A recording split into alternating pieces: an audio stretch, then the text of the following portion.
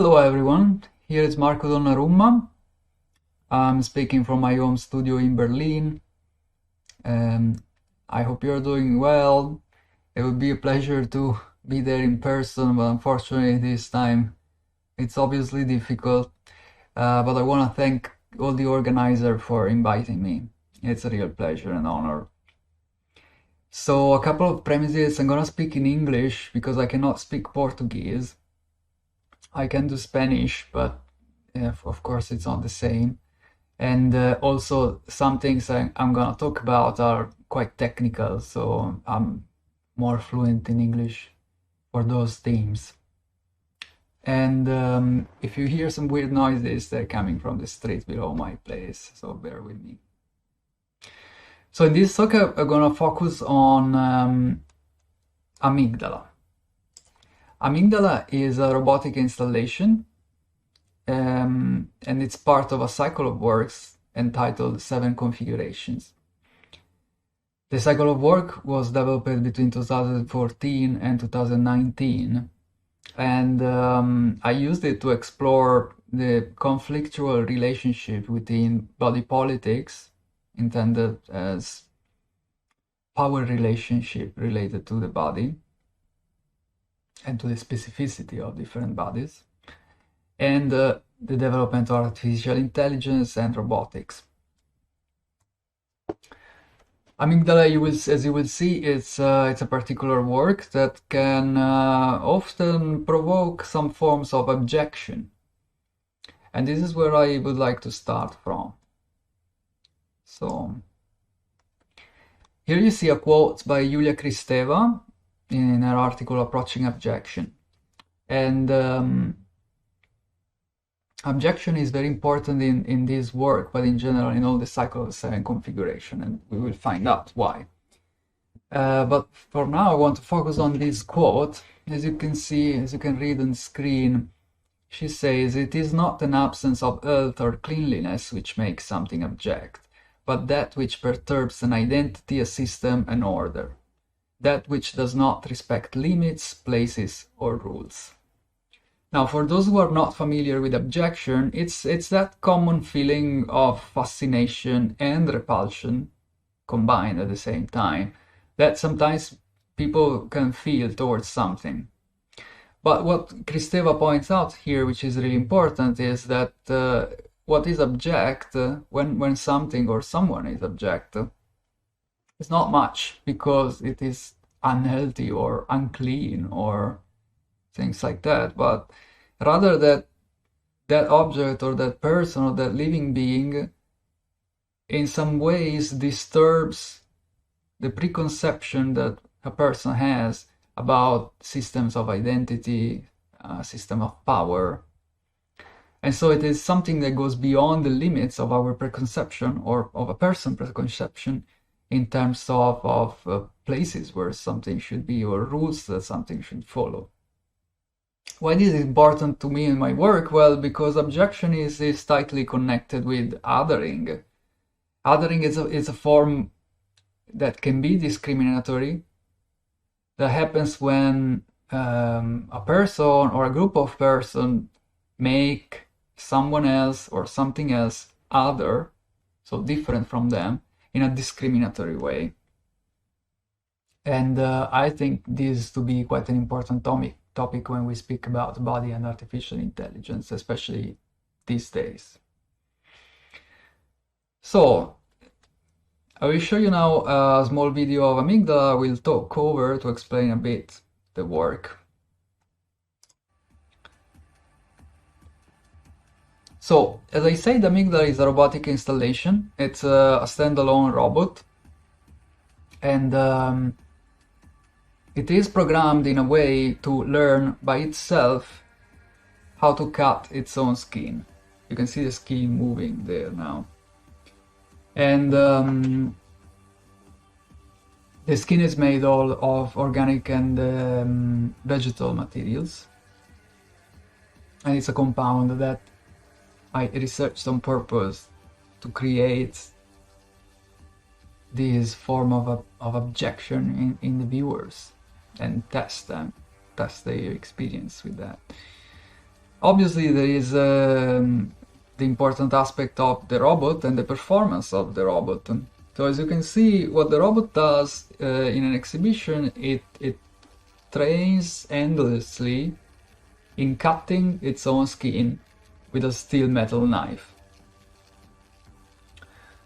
So what is important here is the robot is not programmed to perform particular movement, but rather it uses certain type of algorithms that are called biomimetic algorithms in combination with machine learning techniques in order to, as you can see here, feel its own body, feel the skin, and attempting to cut it in certain way without destroying itself and without destroying everything it's around.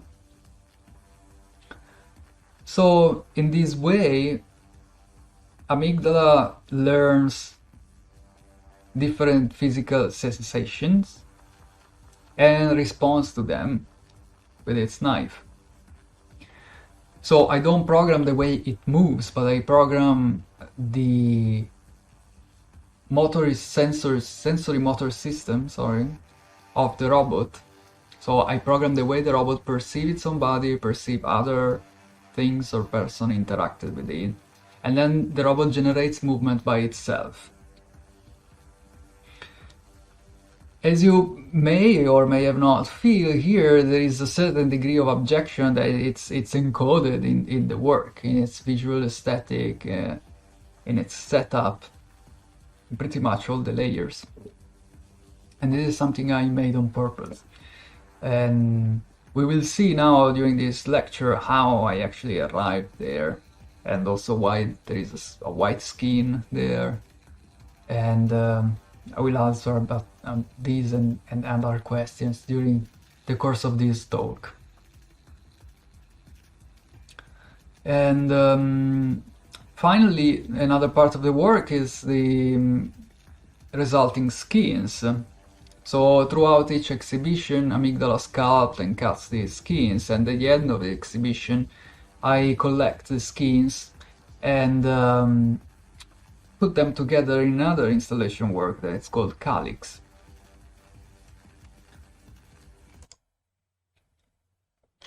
So this is the work, but then the question how I arrived there. And what is the role of abjection? How did I arrive at this idea? And there is a link that is quite interesting, and it's really at the base of the work, which is the link between skin, like human skin, and catharsis.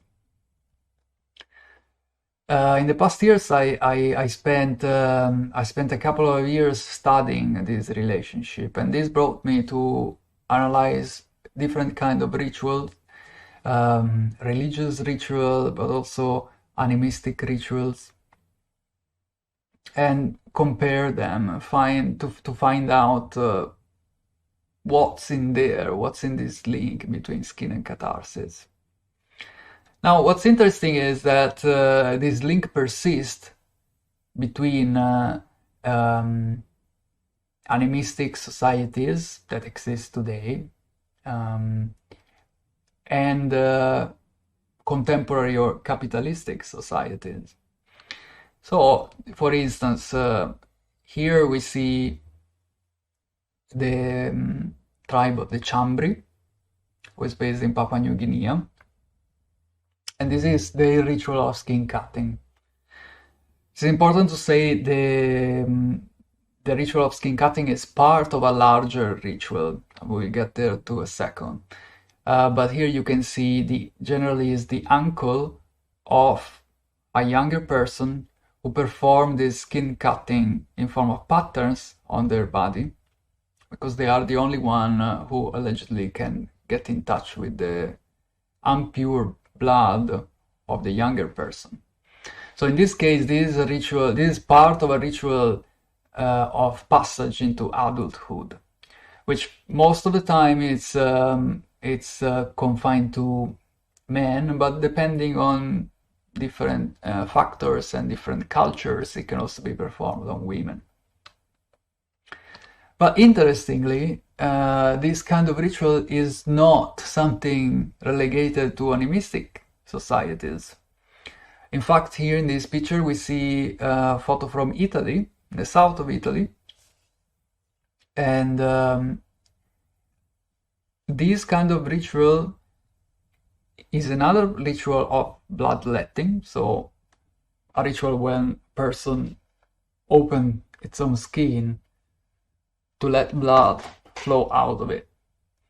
And these are called battienti, and it's a particular Christian community that every 7 years perform this ritual in a small town down south Italy. And instead of cutting in small patterns, what they do is they hit their legs with an object which is embedded with a glass shard. And then here we already see a difference, because this ritual of bloodletting that I'm showing you now, and this one from Italy, is pretty much the whole ritual. So this is about letting blood out to purify yourself from the original sins, according to Christian dogma. But the ritual pretty much ends there. They do a little parade around the city, and then they leave their marks on the walls of the church. But contrary to the animistic ritual of the Chambri, that includes also other phases of learning from elderly people, fastening and discovering the culture of the tribe, this Christian ritual pretty much ends there in the act of hurting oneself to purify from the original sin. And this is another example from Muslim religions, where that also includes, as you can see, hitting oneself with knives to let the blood leave the body, the unpurified blood. So now I don't have the time to get into a lot of details about this, but I wrote an article that I will mention later, where you can find more details about this. But as you can see here, there are these methods, this ritualistic method of catharsis, because that's what one feels when it's in a certain condition, as we've seen. And the skin is somewhat the medium for this catharsis, and it acts also as a channel towards a passage into a different dimension of existence. So what we're really talking about here is a direct connection between ritual and order. So what does that mean? Well, ritual is an action, but it's also an idea. And as such, we can find the ritual in many different contexts, apart from the religious one. So there is a very nice short book about a ritual that you can see here by Barry Stephenson. It's called Ritual, a very short introduction. And Stephenson points out a categorization of ritualization. So when can we call something a ritual? So he identifies these 6 elements. So a ritual is a ritual when it includes repetition, so an act repeated multiple times, regularization, so the repetition is regulated over time or in certain times. There is an elevation of the action by linking it to the sacred. As we have seen before, the Chambri in Papua New Guinea, they do this as a rite of passage, but their ritual is also connected to achieve the physical appearance of a crocodile, because that's their deity, one of their deities. And as well in Christian and Muslim religion, this ritual of skin cutting are elevated because they are connected to the sacred, to become pure and closer in that way to God. Then the fourth element is temporal framing. So this ritual happened in a very particular time and tempo. Then there is an invocation of cosmologies. So these actions are part of a larger cosmologies of values and beliefs. And then there is a specific attitude that one has to keep while performing the ritual. It cannot just be performed casually, but there are protocols and ceremonies. So, thinking about this, I realized something. So, there is something about ritualization that characterizes modern capitalistic societies, like the one where I live here in Germany. And this is the ritualization of some everyday practices. So you can think of this, for instance, in Facebook. As you can see here, there is a blank template of a page. So by using Facebook regularly, repeatedly, and with certain goals, this becomes a ritualization of everyday activity. But there is an important point.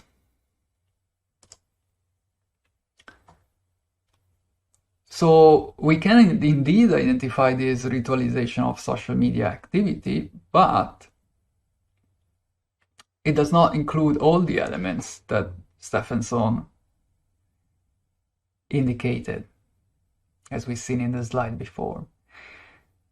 So social media activity become a ritualized action because it has repetition, so it is repeated every day, constantly. It has regularization, so there are regulated interfaces where you can perform these actions. There is a temporal framing. In fact, the algorithms of Facebook and other social media are based on rewarding recurrent time frames of activity. And there is a specific attitude, which in this case of social media activity is manifesting emotional engagement. As all and everyone can probably see from their own timeline, the more emotional engagement in a post, the more reaction to it. So the same thing can be seen in all the other social media. So Instagram is the same thing. There is a regularized platform that requires a user to perform action repeatedly, as if they were a ritual. But what is missing there? That's an important point. So here we can see social media activity as a ritualized action that, though, lacks two very important elements, which is the elevation of the action to the sacred and an invocation of cosmologies. So whereas some people may link the sacred to social media activity, in general, it is not an activity that we feel when we do it, as it has something to do with God, apart certain cases. And most of everything, it doesn't have anything to do with our cosmologies, with the way we see the world beyond us human. So this got me thinking, especially in combination with another statement by author Mark Fisher, which says that capitalism is what is left when belief have collapsed at the level of ritual or symbolic elaboration. So, whereas A ritual of purification offers a collective catharsis because it is tied to the sacred, to certain cosmologies that build the identity of a community. Social media activity is a ritualized action that instead polarizes and alienates because it does not rely on a common cosmologies. So, in this sense, social media activity as a ritual, it is an unfit system to help release social tension, which is what ritual exists for, among other things. So whereas a ritual, as the skin cutting ritual or other religious or animistic ritual, exists also to unite certain community around the performance of this act through shared cosmologies. These days, in capitalistic society, we have our own ritual that are merely elaboration of symbols, but empty of an actual shared and communal understanding of the world. So,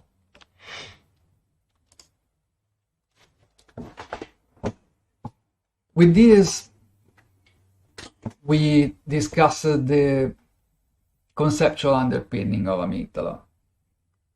So amygdala really looks into this edge, this really fuzzy edge between what we know conventionally as a ritual and the kind of ritual that make up lives in capitalistic society these days through social media activity. So amygdala looks at this unbalance by having a robot that tries to perform a skin cutting ritual and trying to learn it endlessly by itself. So it's a sort of gaze that starts from an historical understanding of ritual and goes through the technocratic tenets of contemporary society.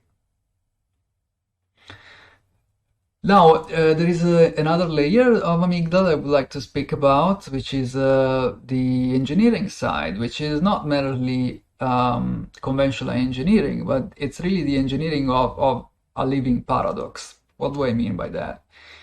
Amygdala is pretty much a useless prosthesis. It doesn't really serve any purpose. It doesn't hide a body in acquiring functions. It doesn't even have a body. So it's a limb without a body, a prosthesis without a function. And to develop this paradox, to engineer it and program it, I worked in collaboration with the Neurorobotics Research Laboratory here in Berlin. And they were so kind to give me a crash course in neurorobotics for 2 years, and I learned all I could, which were mostly the basic, but then that was enough to get me started. And so we started working on, me and my team, because I did not develop this work by myself.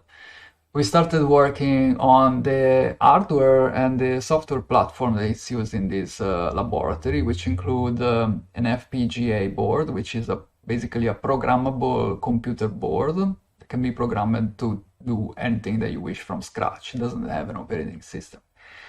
And you can see that on the left. And motors are called dynamics motors. They are so-called smart motors because they can act also as sensors. And here you can see an early setup of amygdala. And interestingly, I had to program amygdala in Fort, which is quite an ancient language. But it was quite nice to work with it because it speaks directly to the hardware. So there is no latency and between the perception of the robot through its motor and the reaction and the movement that the robot generates. And that's why amygdala can manifest such an unorganic behavior, because it on one hand it mimics the sensory motor system of mammals, and on the other hand it does not rely on an operating system but on raw hardware. So here you can see some notes, and the blue rectangles there are a screenshot from the code that I wrote in Fort for the neural networks running amygdala. And this was a lot of work on really observing the machine doing things. So as I said, I do not program specifically how the machine moves. I do not give instruction to the machine, but I just program the way it can perceive its own body. And then the robot generates movement and reaction to itself. So a lot of the work was really about spending time with the machine and observing it moving, taking notes, writing down things, what behavior were interesting, what not, and trying to understand what were the original reasons within the system of perception of the machine that I had programmed that let emerge a certain behavior or another. And here you can see Anna Rajcevic, who is the designer of the visual morphology of the robot. And this is amygdala in one of the early prototypes. And we're going to speak about the design in a very short while. So how we pull all of these together? Well,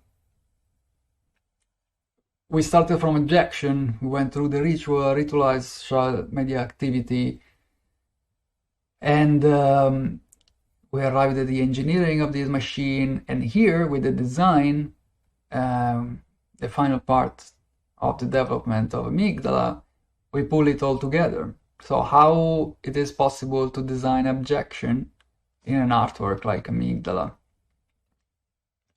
So here you can see the blueprint for amygdala and also all the other robots of the 7 configuration. There was a sculpture made in wax by Anna Rajcevic. This was 3D scanned together with Christian Schmidt, an artist and engineer who collaborated on this project. And so we 3D scanned the sculpture and then 3D modeled in software, and eventually got this shape and started adding different elements to attach the chassis and whatnot. And here you can see some of their early prints. These were 3D printed parts that then we put together with motors and the computer board and the rest. So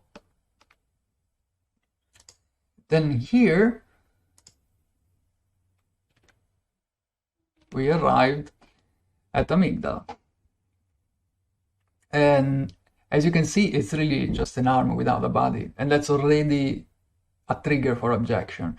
But then the other part of it is that together with Anna and Christian, we spend a lot of time understanding what kind of texture the body of the robot should have, what kind of knife it should have, and so on. And so we tried to make it as uncanny as possible. So it is something that may look a bit human, but it's not human enough. It looks like a machine, but it's not like a machine enough. And that's where the objection comes into play. It is really about having the viewer unknowing what is in front of it. And if you add to that the movement and the autonomous behavior of the robot, then you can start to understand, hopefully, all the conceptual and artistic architecture of the work. Of course, a very important part is the skin. Here you see a macro of the skin. These are my hair that I plug into the skin. And also here, this was another important part of the research. I spent several months trying to find a recipe using vegetable materials that would give this consistency that really looks like fresh skin. And quite happy of the result now, because it helps a lot in triggering this kind of object, or this fascination, this repulsion for the work. And additionally, I also managed to give a certain quality to the material of the skin, so that after a few months the skin becomes harder and harder until it's very difficult for the robot to break it.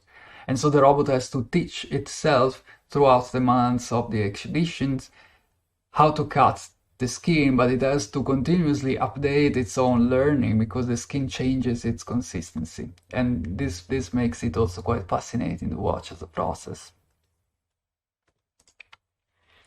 And here we are again. So that's where we started. And I would just make a wrap up now. I'm getting a bit too long. So what is amygdala?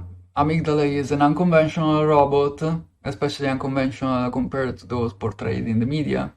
It's not a cyborg like those in popular culture. It is technically maybe a cyborg, but the definition of cyborg these days, it's very slippery.